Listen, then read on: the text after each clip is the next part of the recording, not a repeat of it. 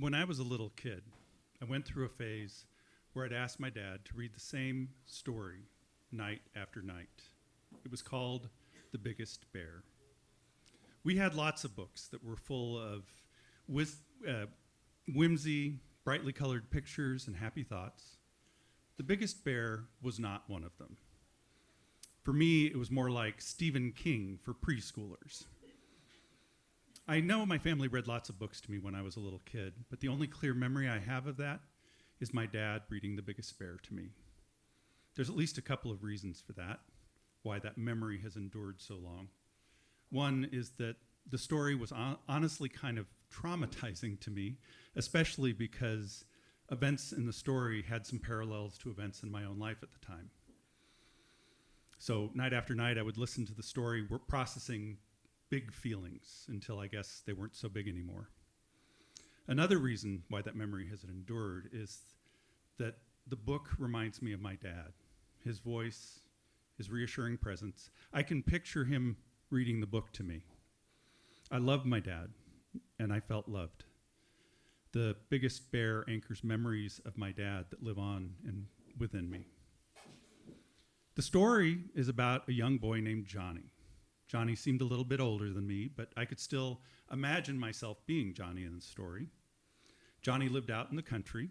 He had a rifle that was about as long as he was tall. One day, he decided to go bear hunting.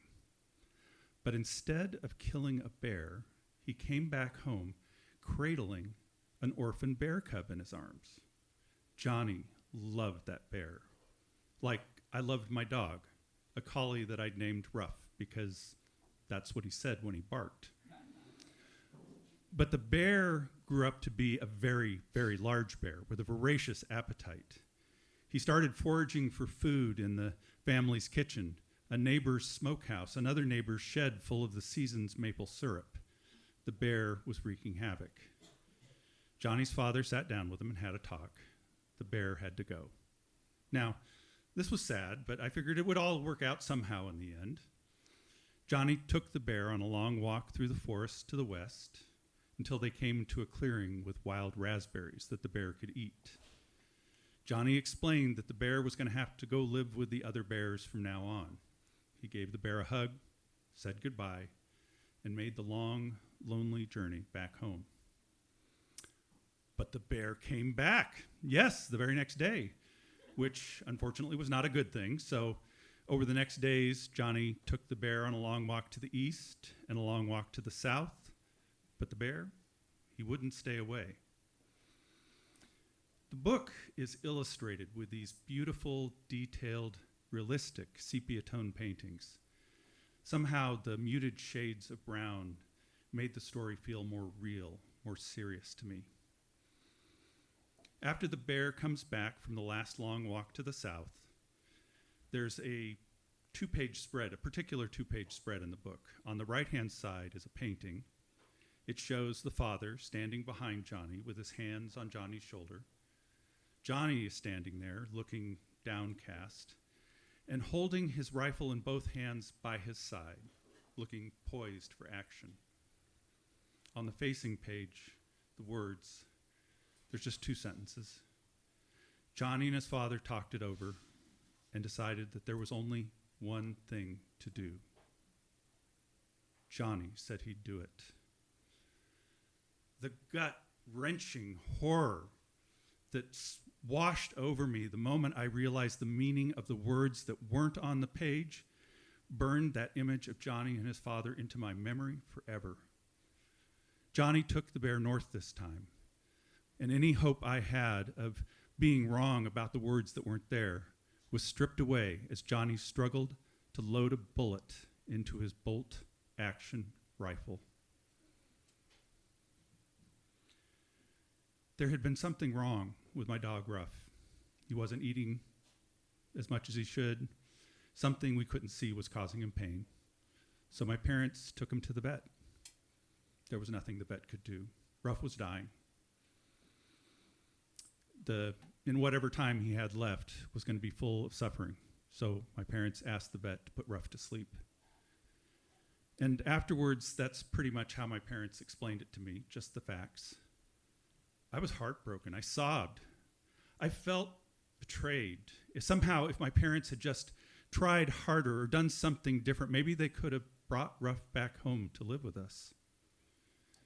In the story, just as in real life, someone chose to end a life and a friendship. How could my parents do that? How could Johnny and his father do that? I didn't even get to say goodbye. I didn't understand, but my parents loved me, and that had to be enough until I was old enough to understand that my parents had done the right thing in having Ruff put to sleep, and that sometimes doing the right thing is hard. As I grew older, I started getting involved in more activities, spending less time at home, and eventually came the day when it was time for me to move out and strike out on my own as an adult. I didn't see my parents very often. I wasn't good about calling. But the distance was only physical, because any time I'd see my parents just to visit or to help out with something, it was in some ways as if I'd never left. I enjoyed spending time with my parents. I loved my dad's sense of humor, his points of view, his stories. Years have passed now. I'm married. We're raising young children of our own. Today, I'm helping my mom go through some cupboards and drawers, getting rid of things that she doesn't need anymore, when I come across The Biggest Bear. It is unmistakably the same hardback, discarded library book that my dad read to me all those years ago. My mom grew up in the Great Depression. She never got rid of anything that might be useful someday. I'm in my 40s, looking at the cover of this book, and I immediately remember that painting of Johnny and his father when they decided that there was only one thing to do. I sit down and read the book. When I get to that page, I can remember that I felt this emotional turmoil listening to that story. But mostly what I remember now is my dad reading it to me. I keep reading. As Johnny struggled to load his rifle, the bear caught scent of something, ran off, and got caught in a live trap set by a couple of men working for a zoo. The men told Johnny that the bear would get all he wanted to eat at the zoo, and that Johnny could visit him anytime he wanted to. Johnny said goodbye again, and watched as his friend, loaded on the back of a truck, left. As I closed the book, I thought of something that I'd learned from The Biggest Bear and my dog Ruff about saying goodbye. It was time for a break from sorting and pulling things out of cupboards and all that, so I took the book and I went to visit my dad, who was living nearby in a memory care facility. My dad could respond to yes/no questions with a nod, a shake, or a puzzled expression. He didn't talk anymore. The sparkle in his eyes had dimmed. I sat down with him and showed him the book, the same one that he'd read to me. Dad, do you remember reading The Biggest Bear to me when I was a little kid?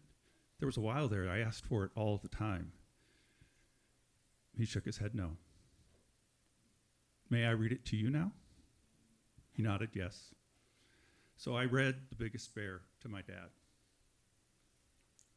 When I finished, I asked, do you remember the story at all? He shook his head no. Before I left that day, I said goodbye, not knowing that it would be the last time I saw my dad before he died. I will always be grateful for the reminder from a boy, a bear, and a dog about the importance of saying goodbye.